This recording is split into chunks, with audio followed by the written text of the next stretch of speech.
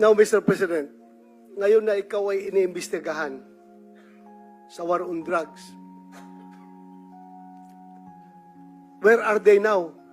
Yung mga nagsusuporta sa iyo noon sa war on drugs. Hindi natin narinig ngayon. Iniwan ka sa ere. Ano po yung naramdaman mo?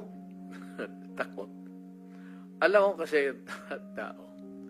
Yung, for the good time lang yan sila. Yung mga crisis kang ganito, wala ka namang kaibigan. Tama naman sabihin ng tao na, bakit kami may utang na loob sa iyo? Bayad ka. Trabaho mo yan. Tama yan. In theory, tama yan. Tama sila. Kayong mga pulis. Ikaw. Pati ako. Pero, yung dapat lang malaman na yung pagiging mayor ko,